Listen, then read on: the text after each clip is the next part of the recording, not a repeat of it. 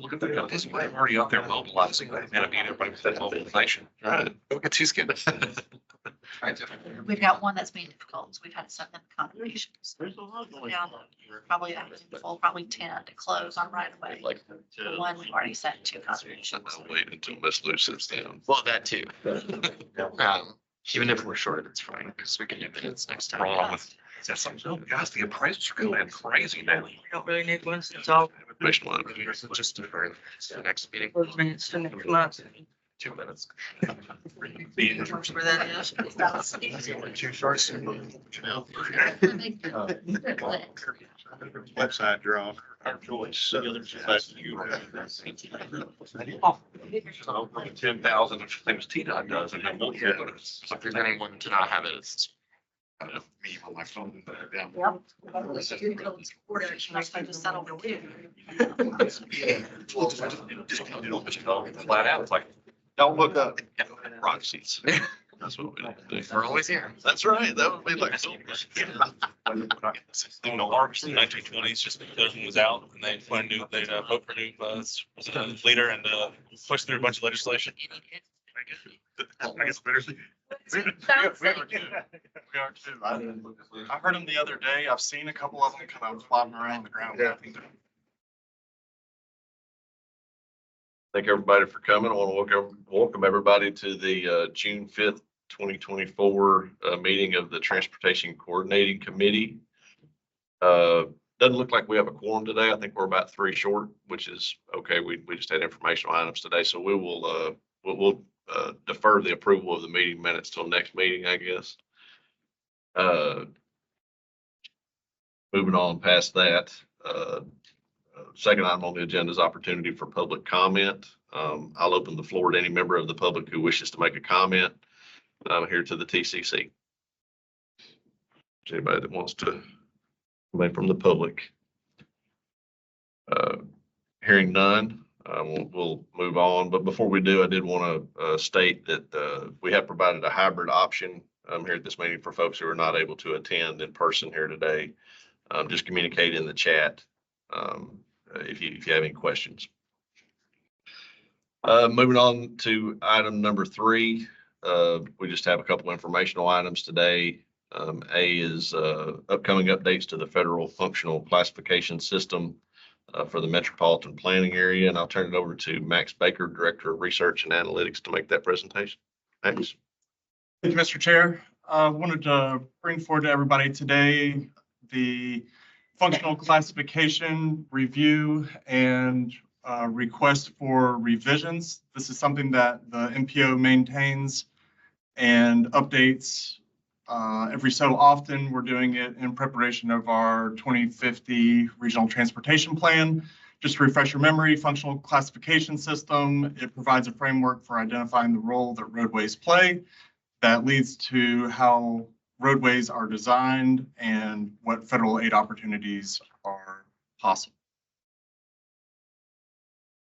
If you're not familiar with the federal functional classification, it's a spectrum of roadways, mobility on one end and access on the other. So how many driveway cuts you have, your ability to reach your residence is over there on the right-hand side, being the local roads, and all the way up to interstates, being very infrequent ability to get off, and very high speeds, high volumes.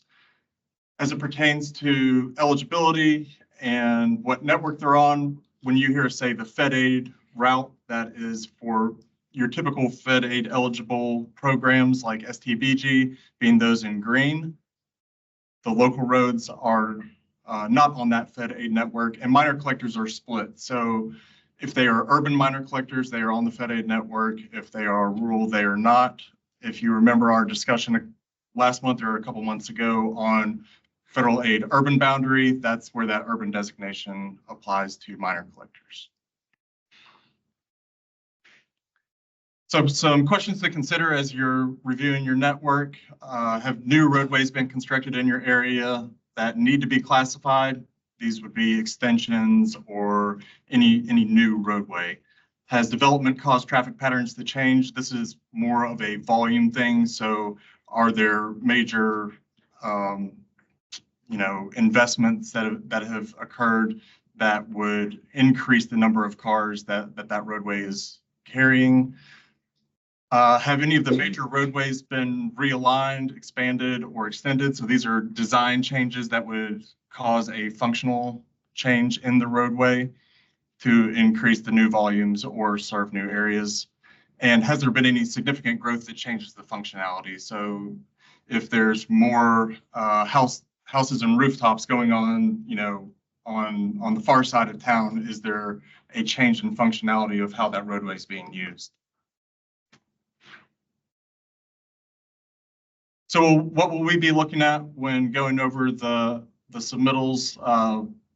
Understanding what the cross-section and design of the roadway is, how many lanes, what's the shoulder width, is there presence of a median volume, looking at how many cars that roadway is carrying.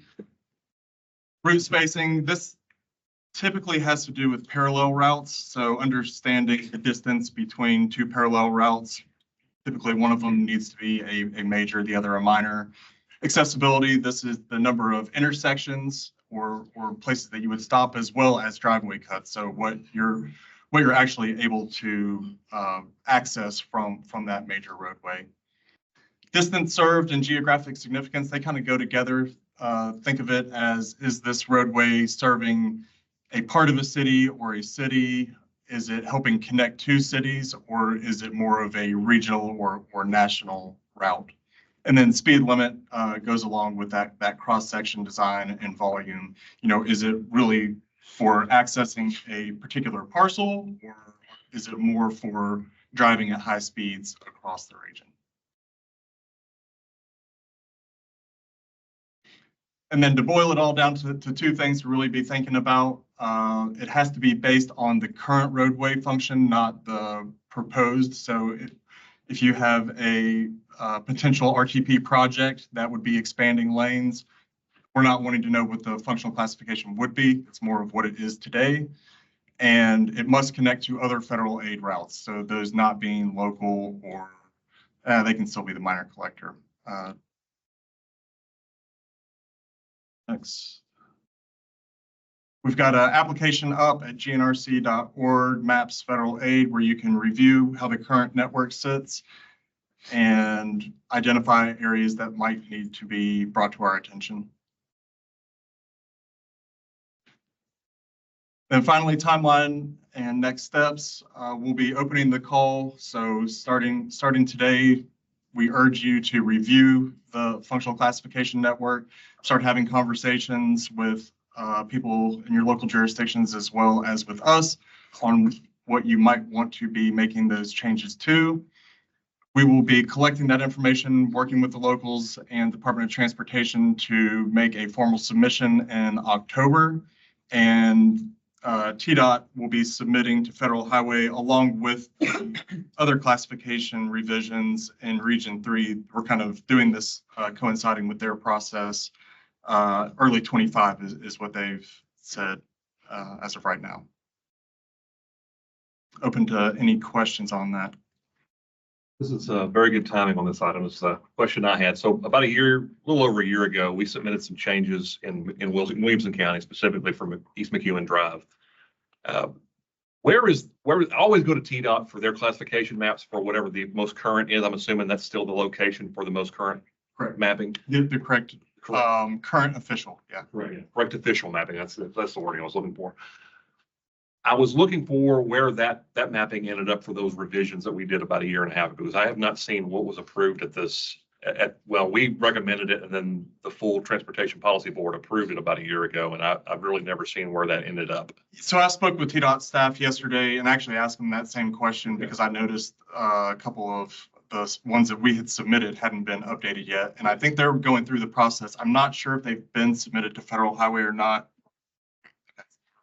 So that's where they sit for now. I'm assuming that through this process, they will update those maps. I have a question, but also just as a point of information, we've had a few people drop in. Do we now have a quorum?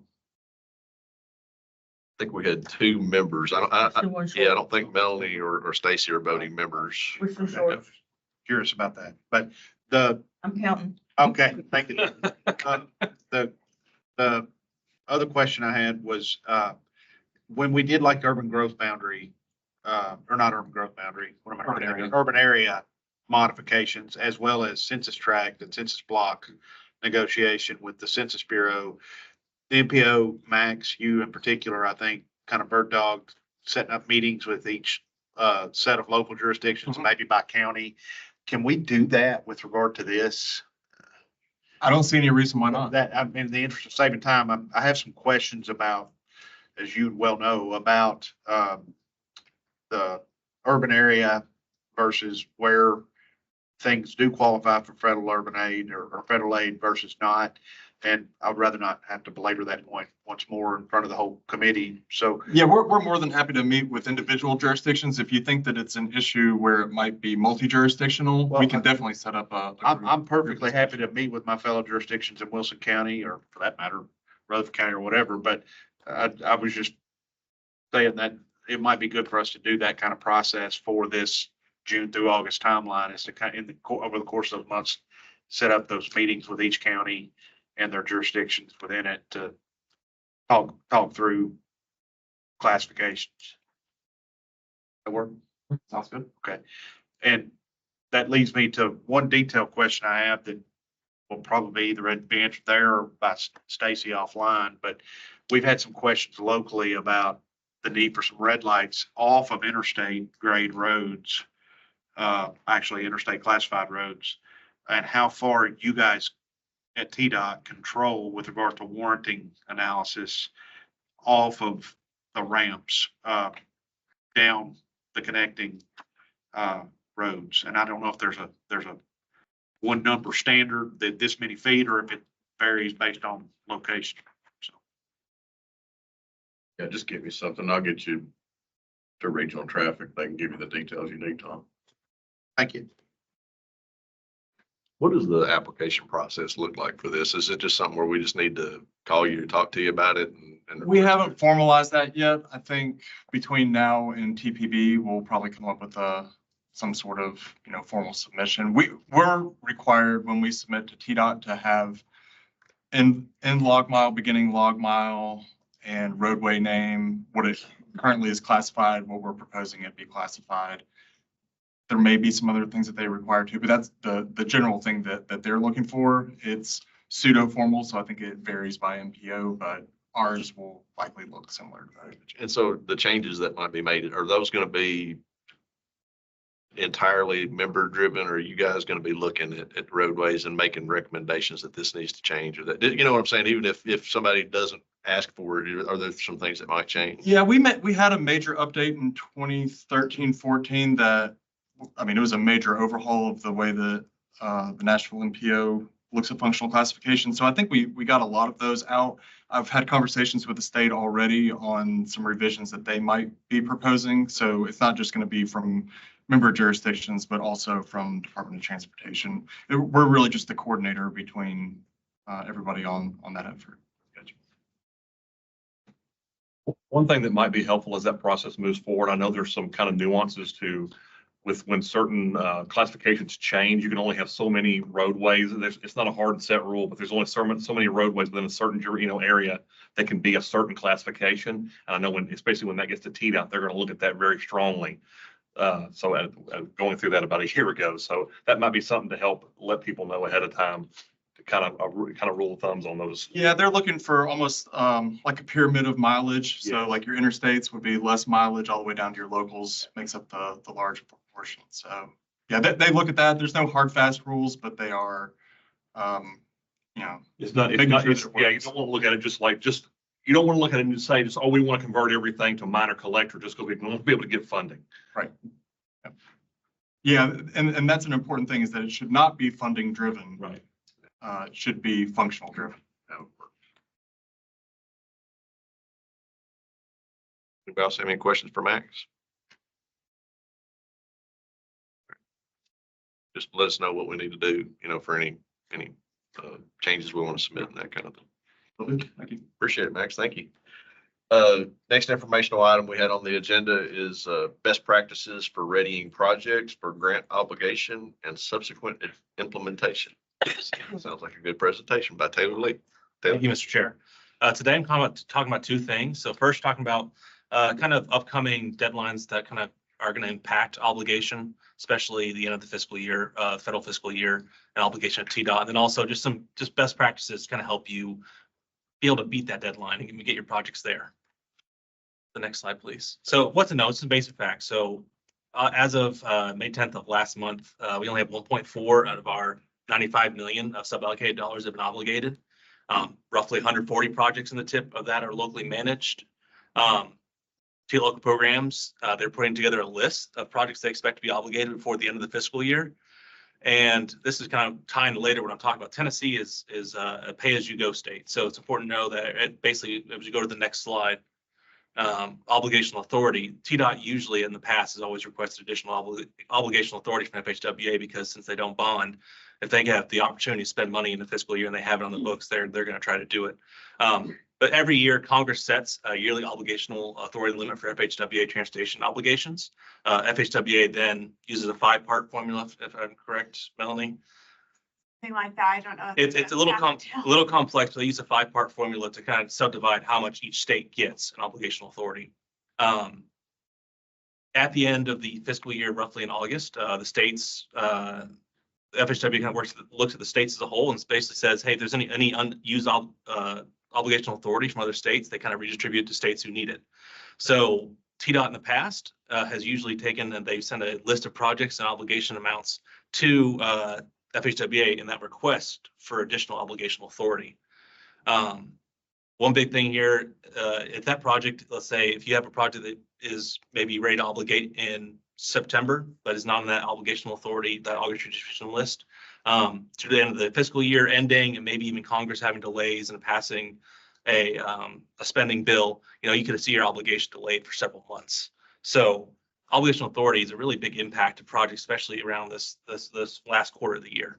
And it's also subdivided additionally between different funding sources. So there's obligational authority for SVG, CMAQ, TAP, et cetera. So how do you kind of prepare yourself for the obligation authority so you can obligate before the next fiscal year? So I just want you to look at your projects. So look at any projects that you have and say, hey, if there's anything, are there any projects that maybe you had overruns on that we've calculated that we haven't obligated for? Maybe you have any phases that are coming up that are, maybe you have one or two small things outstanding, or maybe you just got the plans back from the engineer and you need to get them reviewed by TDOT. Maybe that one thing you need to go to the next phase. Request from local programs. They'll give you a checklist. You say, hey, what do I need to go to right away? What do I need to go to construction? And I say, oh, you need these 2 things, these 3 things. Work with your engineer to see if those things can actually be accomplished. So, we might say, oh, we just need right away certification, and that might actually take you, depending if you know right away, that may take you 2 weeks. But if you're requiring 13, 14 tracks, that could take a lot longer. So just kind of work with them to see where you're at and if you can actually be able to obligate before, let's say, September 1st. And then if it's ready for obligation, just request it to be added from local programs to that list.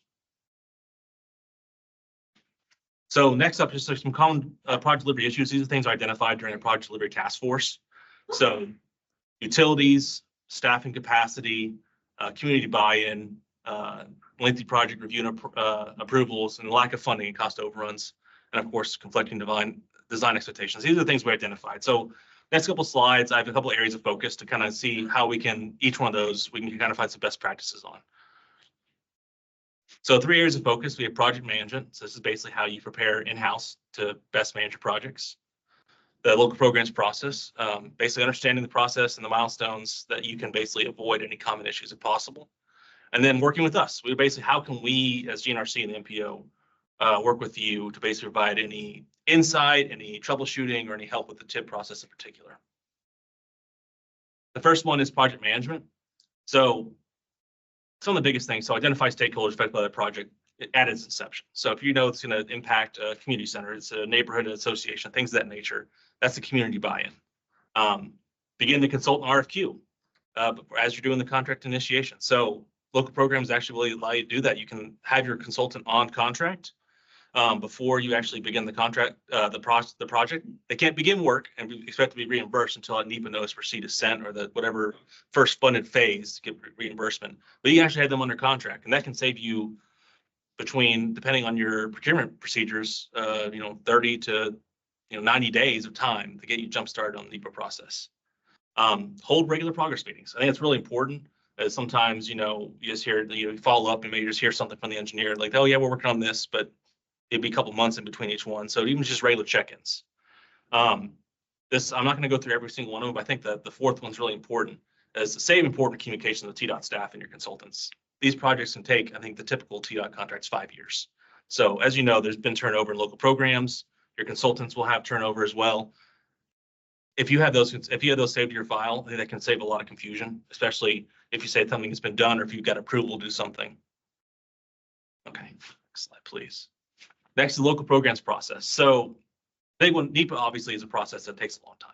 So what we say is make sure your plans that you're submitting during the NEPA process, they're almost can be completed almost 30% based on what the allowable design work to be done in NEPA.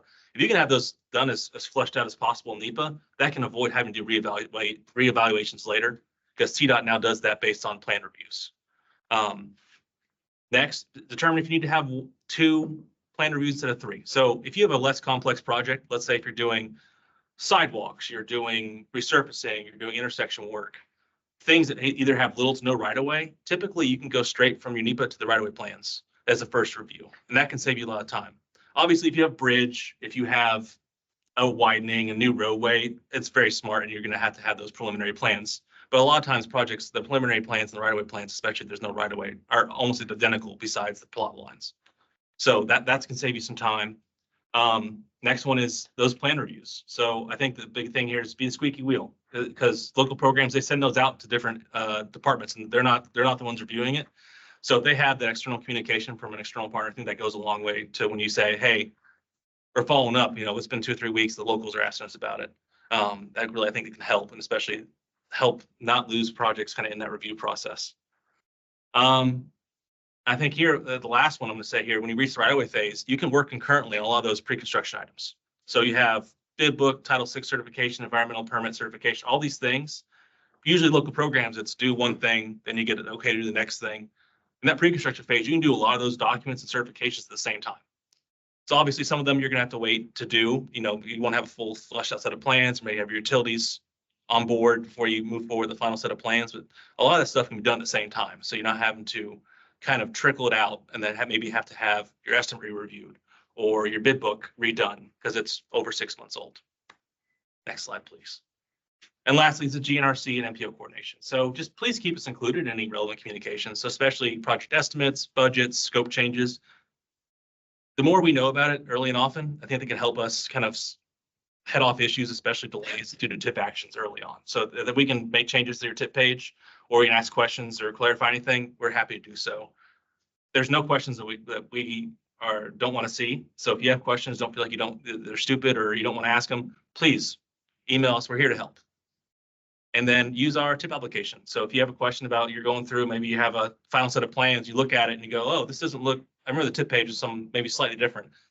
We have the interactive TIP page, please look at it. And if you have any questions, like I said, we'll be happy to set up some time and get it worked out with you. So next step. So reach out to your local programs monitor to confirm project needs and possibility of addition to the redistribution list. Review your TIP page. That's a big one. So even if the project's ready, if you don't have the funds or the correct total project cost on there, that can delay or won't be able to obligate. And then contact Shay Northfield, myself, regarding any TIP or local programs process questions as you're moving forward. And lastly, as we have our RTP update coming up, just as maybe a project isn't ready, as you're going through this project isn't ready for this August redistribution for the end of the fiscal year, but you say, hey, this might be ready in 6 months. Think of that, or a year. Think of that for the next call for projects coming up that we have in 2025. And that's it for my presentation. Anyone have any questions?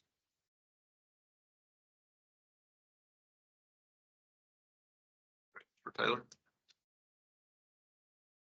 All pretty simple. In theory. I'll just say, all three of us can answer pretty much any question you have about any of your projects. We're tracking them as best as we can. But if we miss something or we're not copied, there's no way for us to know about maybe an upcoming modification or amendment. So just always copy us. It's not annoying to us. We just want to know what's going on with your project so that we can best figure out how to troubleshoot it.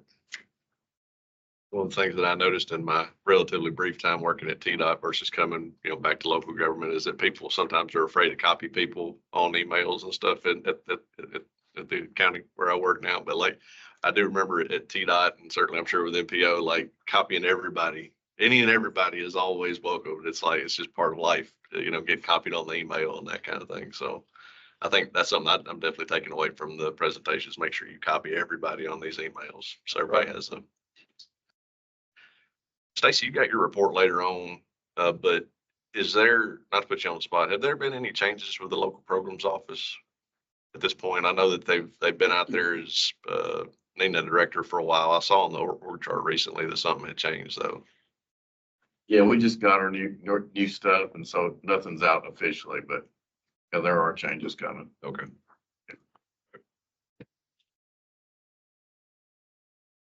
Any other questions for Taylor? Well, hearing none, that concludes our informational items. We don't have any action items on the agenda. So we'll move on to regular reports. Melanie, you're first up for the federal report. I announced this at the TPB meeting, but I did want to make sure I announced it to this group as well. The Tennessee division of FWA did get a new division administrator appointed, Dan Hinton. I'm not sure if a lot of y'all met him. He did an acting assignment with us for 4 months when Pam first went on assignment. So we're all very excited to have him join the division office. I think he's going to be a great fit. He's super knowledgeable. I think he has he's been with the agency for over 30 years and is really excited to come to Tennessee. He had a really good time here. So I think, we'll make sure to bring him out, but I think everyone's really going to enjoy working with him and just the influence he'll have kind of on the office and everyone else around. So he's starting June 16th. So probably the next couple of meetings, we'll try to bring him out at least to meet folks. And let you all get to know him. We're really excited. 2 new grants I just wanted to mention that just came out. The charging and fueling infrastructure grant is out right now. It came out late last month.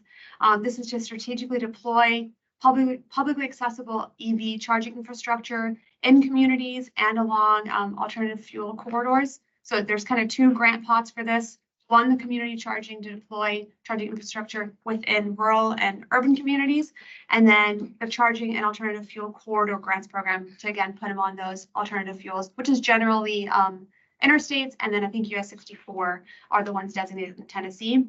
They're doing something a little bit different this year, so it's a $3 billion available, $800 million for new projects, and then around $500 million for previous applications from the last round that didn't get funded.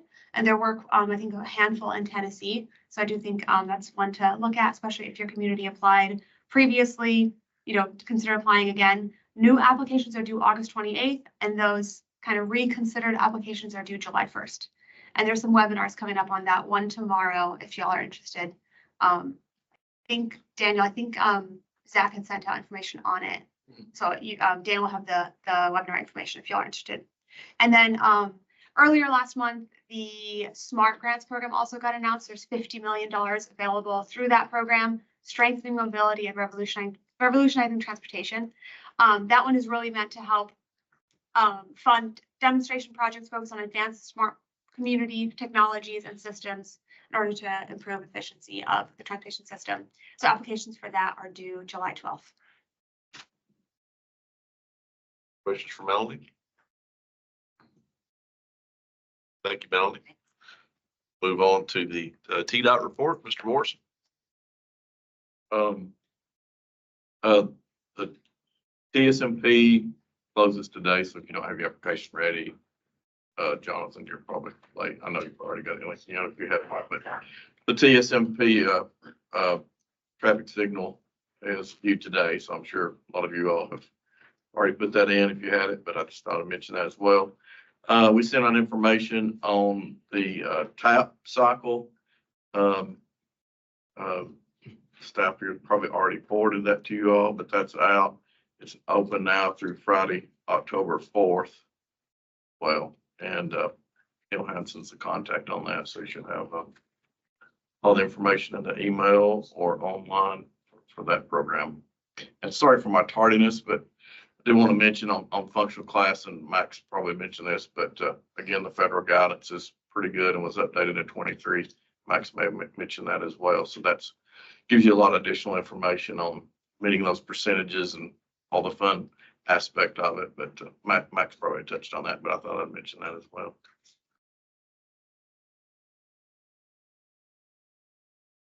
Stacy, Daniel, do you have anything? Oh, I don't have anything. You mentioned TAP. I hope everybody comes up with a project for that. Stacy, could you just mention quickly what the resurfacing slides that are included in the packet? Oh, You don't have to go through them, just. yeah, and I didn't grab a packet, but I did want to let y'all know, I think that somebody from that group is going to come in August and give the more detailed presentation that they provided at the executive board. So I don't want to let y'all know. I assume the July meetings, is the July meeting already canceled? Is it right next to the Cancel it yet, but we'll reach out. Right, it's on the 3rd, I think, isn't it? And so I already contacted them about coming in August and give them more, excuse me, more detail. But if you do have any questions on the information that Dan has provided, please let us know. Continue to try to collaborate with you all up front with the resurfacing coming through, primarily through the urban areas, so that we're all on the same page there. So please make sure you give us a heads up. You know, everything from changing the striping design to we don't want you resurfacing during the county fair or something like that, you know, things like that too. So keep all those things in mind when you take that into consideration. But John or somebody from his group is going to give more detail. August is the plan right now. Thanks. Yes. So in your package, just a list of resurfacing projects and information on the resurfacing program for GDOT.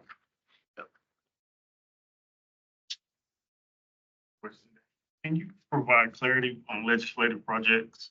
I didn't notice Newhall, Highway 76 in Robertson County from 65 Charles Drive to Newhall. I think that was in the Improve Act.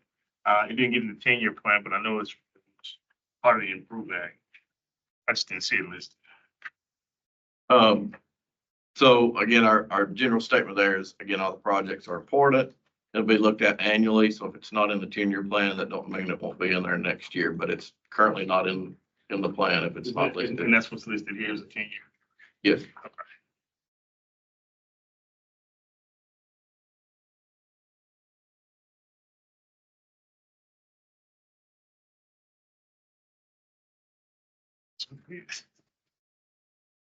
any other questions for Stacy? Right. Hearing none, thank you, Stacy. I don't have anything for the chair's report. Anything to announce this month, staff report. Chair, just letting you know, the regional council body will be meeting on the 26th at the Library and Archives, presenting the fiscal year 23 audit, the fiscal year 25 work program, election of council officers, presentation of the regional solid waste needs assessment, and then other updates. If you'd like to attend, more information is on our website at gnrc.org/calendar, and we'll communicate about the July TCC meeting shortly. And then Taylor. So I'm gonna go over the staff's reports, the last thing in your agenda packet. This is from early May. We should have our obligations from the rest of May and early June, probably the next week or two, from local programs. Some highlights here. We have 32% of our FHWA funds obligated, and we are roughly 40% through the tip period. So we're lagging a little bit, 8% behind. Number of projects, 223, back being reduced, the not started, and by 2 or 3% since the last couple of months. So we got more projects being initiated, which is good. So obviously, see the number drop more, but we have seen already a little bit of a drop there. Figure 4, as I talked about earlier, in the talking about obligational authority and just kind of what we obligate so far, excuse me. That's where we the breakdown by each funding source where we've obligated. for the sub-allocated dollars. And then, so those are the main things I want to draw attention to. Also, we have on the list on the right, basically all of the obligations as well by project. Biggest thing though is, like I said, our sub-allocated dollars, how they've been spent and how much the availability we have for projects the rest of this fiscal year to take advantage of that. Any questions about the obligation report or anything else related to project obligations? On the list, you've got the fourth one down, you've got Lebanon, Mount Juliet Road, ADA upgrades. That doesn't make sense. It's not your project, is it? It's ours. It's yours. Nope, I'll fix that. Sorry. Yeah. Thank you.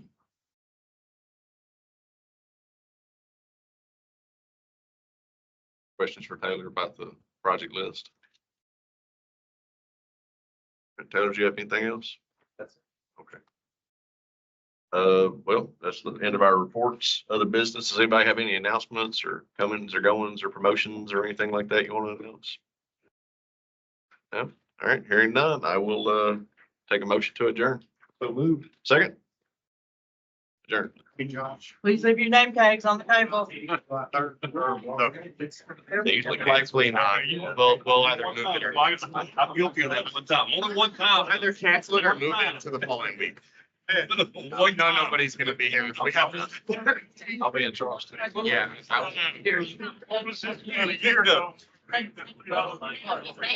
One time and you don't get a name tag after that. You just come in, you just sit there with a blank, you just get a blank card. We have a couple of You minutes. got a sticker. Good seeing you. Signs and the signal, the striping. Meeting, even if it's just for that. Here's your. Yeah, I was like, where's Louis? I was like, I'm late. I didn't realize I was late.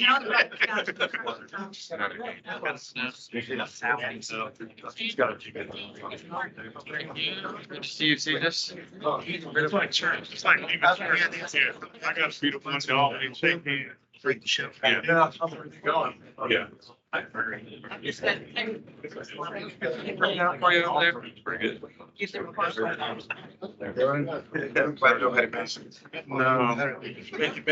I mean. I know they should.